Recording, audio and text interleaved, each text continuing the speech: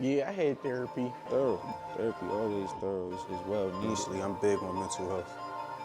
Like all that street stuff, bro, is not it, bro. You either gonna be dead or in jail. Stay out of the streets. I actually had therapy. That's a hard question. Ask about your kids' mental health. Yeah, I had therapy. I feel like therapy is like, I don't know, like top 10 important. Cause they be trying to think we gangsters, but like I just like the color black. Get a job, take care of yourself. Positive and keep yourself from being incarcerated, because the prison system is nothing but the modern day slavery.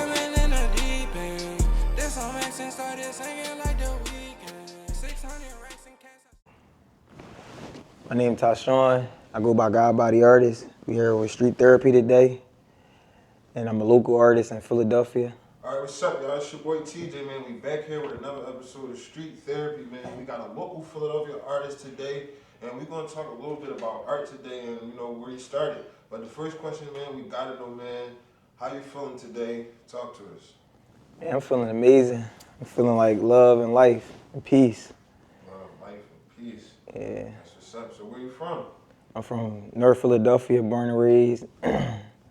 Hard knock life, came up surrounded by, a crazy community. Tapped back in with my inner self. As I got older, I was an artist when I was young, but I've been through stuff in the community and with my family that kind of shied me away, pushed me away from the art life. But as I got older and graduated to different things, I found mirror arts, restorative justice, and now I'm here and I'm back and better with art. I'm doing it big and better now. Facts. So how was it for you growing up in the streets of Philadelphia? Share some experiences with us, some of the things that you had to overcome or survive growing up in the streets of Philly. You said you're from North, right? Yeah. So let's tell me a little bit about that. I'm from the part of North Philly I'm from is like one of the worst parts of North Philly is like Strawberry Mansion section. So growing up around there, it was like a lot of trauma you was dealing with, like gun violence, you had to probably fight and, just a lot of things involving your peers and yourself. You gotta keep yourself out the mix. You gotta stay humble just so you can live the life you want. You might go through situations with jail but you just gotta stay humble through it all so you could be here living the day today, Facts. So during that whole process, right, what was your mental state surviving and keeping your head above water? And I also heard you said you mentioned jail. So have you ever been in jail or anything like that? Yeah, I've been in jail a few times due to like being around people and knowing that I only had myself in any situation, but depending on other friends and, people around me thinking they had me like I had myself and, you only got yourself like yourself. I was substance to jail and certain situations and like little shootouts and all that, like little stuff like that due to me surrounding myself around negativity and just things that I felt as though it gave me a row or it just gave me a sense of like, I don't know, coming from the trenches. Your mental state around that time, because from where you were then to now, I see you up more lifted. So what was your mental state around that time, ripping and running the streets, taking some of them risks, and thinking like, yo, this is what life is? My mental state was very depressing. It was like, that's why I was doing a lot what I was doing, because I was just mentally heartbroken due to I didn't have my dad, it was real bad not having my dad.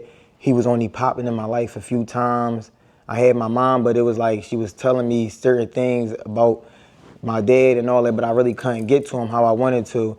It was really mentally heartbreaking because I felt as though I was doing the things I was doing because I had feelings and I was like trapped in a box because I felt like my dad ain't just want nothing to do with me, you feel me? Type. So it was just like my head was everywhere.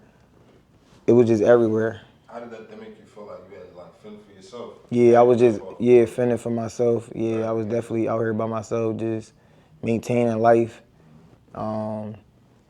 Swiping people on the train for $2 outside, stealing. You need some remodeling in your home? business looking raggedy? You got a hole in your wall? That cement breaking up? Need a fresh paint? It's the summertime. The place supposed to be looking good. Well, look, I got the man for you. Go to Instagram right now. Extreme Constructions LLC. DM them right now. Get your business looking right. Get your place looking good. Doing stuff, just doing anything to make sure I had it every night. These are some of the things you had to do to survive in this environment. Yeah, no doubt. Facts. So, with that being said, right? How has the violence impacted your life? Gun violence, the death around you, and the things in the community, how has that directly affected you? It affected me. It affected me heavily every time I go through something, but it steamed me and motivated me to push that into my art and to my everyday lifestyle, you know? Yeah. So have you ever had therapy? A little bit, not too much. Like, I was on got the ADHD thing, so when you're in Philadelphia and you go through that process, it's like a process that you have to go through ADHD, therapy. So I was in therapy for a nice little minute of my life. Yeah, how was But the way that therapy is, I didn't feel it though, because it was just they was just trying to get stuff out of you, but it wasn't on the strength of helping you in certain areas. It was just trying to pull stuff out of you. So how old was you at the time? I was pretty young. I was about I was going through that since I was probably since I 10, probably maybe around 10 all the way until I was in high school.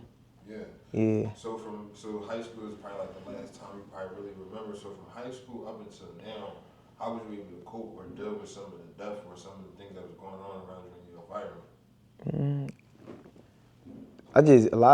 I learned to do yoga and to breathe a lot. So now in life, I just breathe. When I'm coming in encounter with overwhelming situations, or I might want to do something or say the wrong thing, I just breathe, or might roll me up a J. But we got alternatives in life that you can figure out. Sometimes I grab a canvas, and that's probably the only thing I could do is do art all day, Right. Whatever's around me. All right, now let's speak about that, man. I see you got some of your paintings here today. So can you give us some backstories or some inspiration from some of your paintings?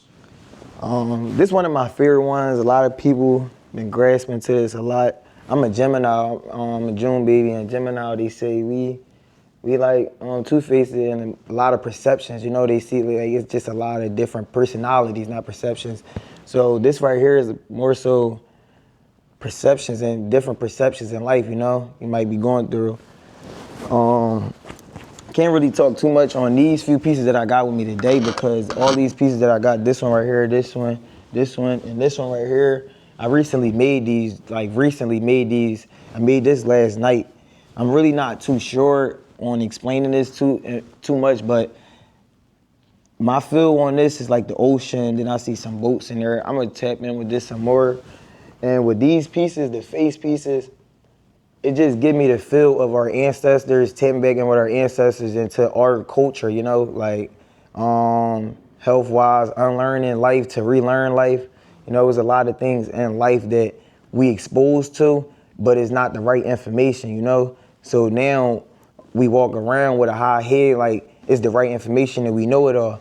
But it's in life, you really gotta unlearn to really learn the true things and the real things, so you can be at peace and at ease in life, You gotta learn. That's growth too. No doubt. That's growth. So how did you get into art, man? Do you remember your first art piece? Do you remember your first drawing? What made you interested in art?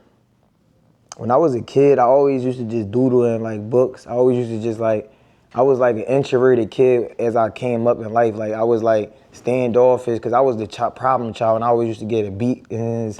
I used to find stuff amused when my siblings get beatings. I used to laugh and all that, so I'm getting my ass whooped next. So it's all the trauma that I've been through, I was infatuated with pencils. You know how when we was young, we was just tap the pencils, we do that little tap with the pencils, that little make that noise, that little beat sound. So I was infatuated with pencils. And I had a TSS worker. You know what a TSS worker is, right?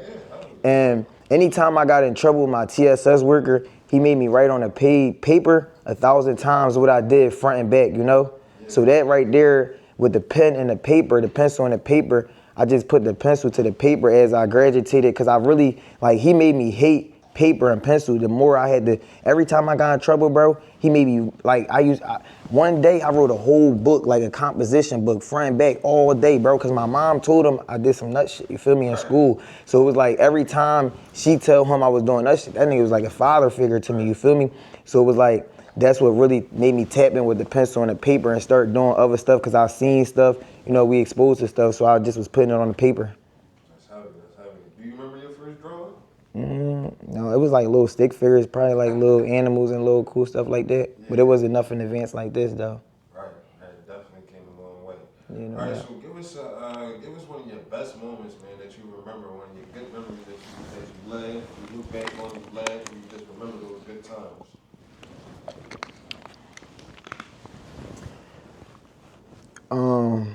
It's a lot, but one of the best moments of my life right now is my son, you know? Just like being thankful and grateful because I've been through like a lot of stuff with his mom. So it's just like, it's very heartbreaking to been through what I've been through in life being through with my dad, you know? So basically what I'm telling you right now is I'm just grateful for the opportunity to have a son and to be able to be a father figure to him. This shit made me want to cry, bro, because it's like I ain't had my dad, you feel me? So I don't even really want to get too deep into it, bro. It's real deep, bro. Huh? We definitely relate to you. Yeah, bro. On a different level, for sure. So what do you feel like are some of the biggest needs that we need in these communities, in these lack of resources? Some of the things that I didn't have, you didn't have, bro didn't have, and sister didn't have in these communities. What are some of the resources you feel like we need?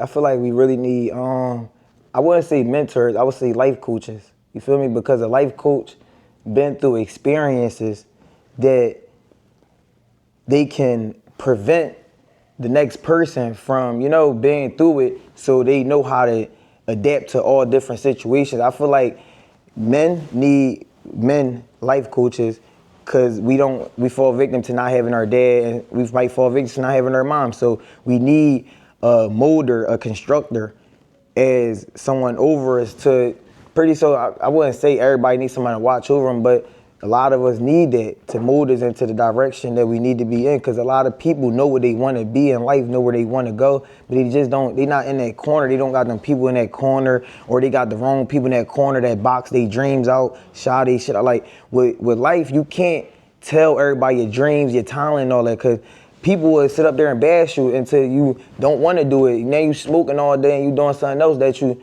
now you could have been doing other things. Now you could be further than them, but now they told you that. Now they surpassed you because you was believing them. So it's just like we need people in our life, in our corner to motivate us, to elevate us, to uplift us, to do the right things, to push us in the right lane, you know? Facts. Now, your chain, right? I see that symbol a lot, and I'm not really sure what that means or what it stands for. So can you speak on that for me? Anybody else that's watching, tune it on? Yeah, this chain right here is called the So I don't really, it's kind of crazy because this morning I had a question about this too. I had ran to the store this morning and the lady, she said she was so intrigued, she had to stop me about it. And the response I gave her, it was kind of far-fetched to her. She was like, she talking about the response I gave her, she was about to jab me, you feel me? I told her, so this is the real cross, and this is the Egypt cross. Our culture, like what we go back to, who we most related to, you feel me? And the new cross is like what American made is 2 penises, but this right here is like the ovulent, where the baby, the womb, and this would be it's a picture, I don't got it, but this would be a penis and all that. So this is basically the I can't think of it. It's the life. I can't think of the name of it. It's the chain of life. I'm gonna just call it the chain of life. All right, that's heavy. I definitely wanted to know that though because I've been seeing that a lot more. I even seen a couple rap artists with it on, but it's like Dom Dow. It might have a face at the top, and I seen that before, so I'm glad I got it. I know you're talking about G-Herbo. Yeah. It's exposure. When you exposing yourself, you gotta expose yourself. It's basically when you tapping and waking up to like the inner self, you feel me? Because when you tap into the inner self, into all the information, the spirituality stuff, the wellness stuff, all that is in one. Like it all synchronized and linked into this, you know. So it's just like How did you get into all that? I got into this one day. I came across it. Just my friend one day. Oh, I got this one friend. This how I even tapped into this lifestyle. I got this one homie. He just be sending me all this stuff on Instagram, right? Theories and stuff, like just stuff all day. And last year was like my breaking point, you feel me? In the beginning of last year, he was sending me all this stuff about food, the meat and all that. So I just drastically shifted my whole life. I just stopped doing all this stuff, changed my whole lifestyle, my whole diet, every single thing. And the more information he was sending me, I came upon the Unk and the Unk and the Ra. And the Unk and the Ra is all connected. I can't give it like too much information because I got too much information in my head stored and it's like hard to get it all out. But the Unk and the Ra is all connected to us, you feel me? Because we all gods. We all Godbody. We all of us is God. Like if you take it back to BC and do all the information, when you go read further and further back, it all come back to one love, one human, one God. We all gods, you feel me? Right. And it's just like when I go back to unlearning to relearning, you feel me? All right, so what advice would you give your younger self? You know, what advice would you give the younger generation and you? One of the biggest advice I would give to my youngest self that I wish I would have knew better is to not smoke until I had got like, I honestly feel as though if weed wasn't my coping mechanism, I would be way further in life, but it hinders me because it's like a money thing, you feel me? So as a younger self, I would tell myself to don't do drugs unless you know that you know a lot about the drugs, you feel me? Right. Like don't go fishing into something to ride unless you know about it, you feel me? Yeah. So you feel like the weed kind of like stunted you. Stagnated me. And stagnated you a little bit. Yeah. Being able to go from where you was. Yep. Okay. Now what advice would you give the youth? One advice I give to youth is love yourself, be yourself, and be different. Shout out to my boy TJ. We here with Street Therapy. It was an amazing interview today. You can find my name Tashawn, but I go by Godbody Aoki. But my art Instagram name is Godbody Artist, GODBODY ARTIST. That's where you can find me at. Peace and love.